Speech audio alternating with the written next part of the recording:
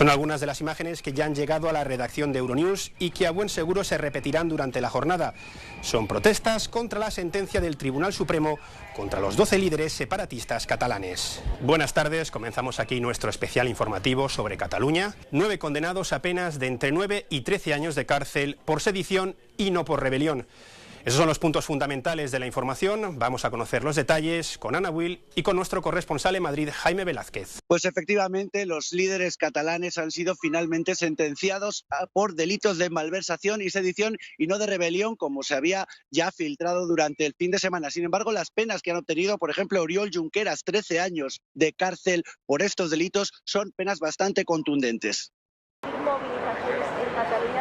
Tras 4 meses de deliberaciones, este lunes hemos conocido la sentencia del juicio más mediático en la historia de la España democrática.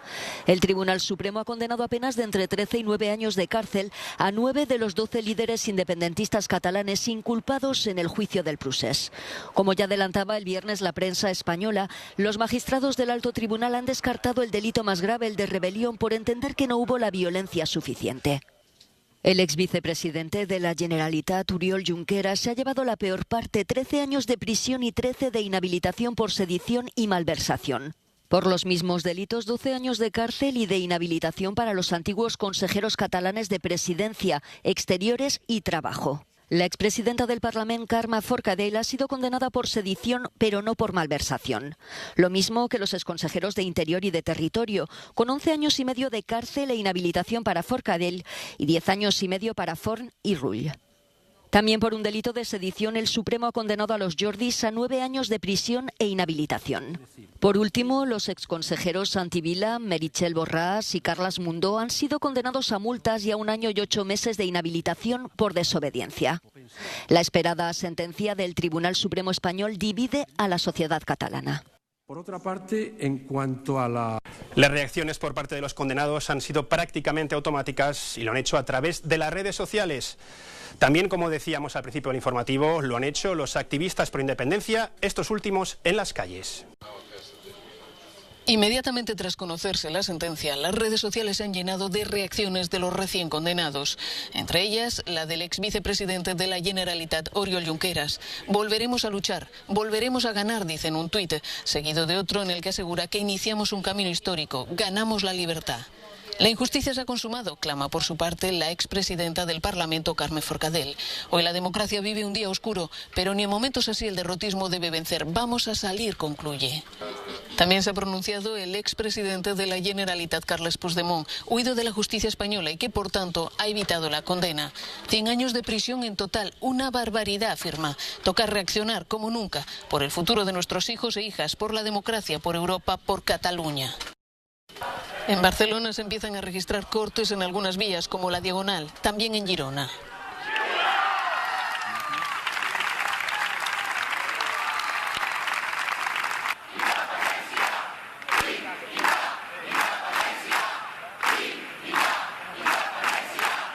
Los universitarios han suspendido las clases en respuesta a la convocatoria de los sindicatos estudiantiles para sumarse a las protestas.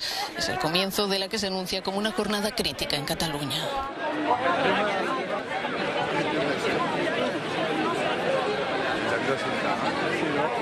También han reaccionado de manera oficial tanto el presidente del gobierno español, Pedro Sánchez, como el presidente de Cataluña, Quim Torra. Esta sentencia pone fin a un proceso judicial que se ha desarrollado, y me gustaría además subrayarlo, con plenas garantías y absoluta transparencia. Y como corresponde a un Estado social y democrático de derecho como el español, el acatamiento significa su cumplimiento. Reitero, significa su íntegro cumplimiento. Exigimos el fin de la represión y la libertad de los presos y presas políticas, exiliados y exiliadas, incluida la amnistía como punto final para todas las personas represaliadas.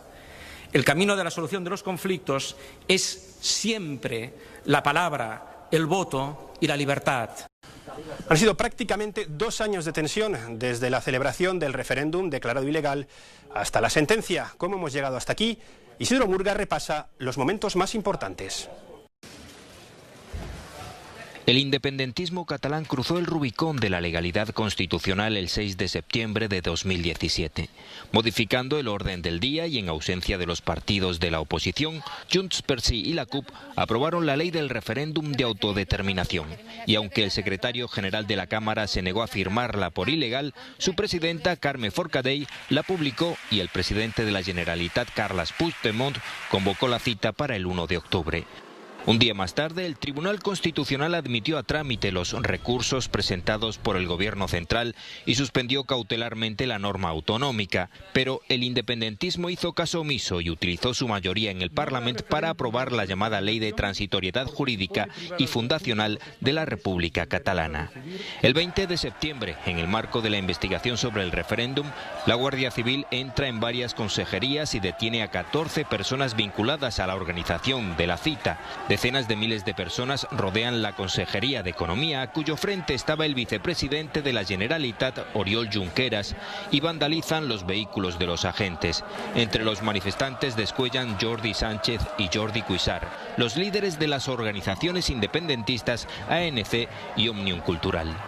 Aunque la justicia ordenó el cierre de los colegios electorales y las fuerzas del orden requisaron cientos de miles de papeletas, la consulta tuvo lugar el 1 de octubre en medio de una gran tensión, ya que el gobierno había desplegado a miles de policías y guardias civiles para evitarla.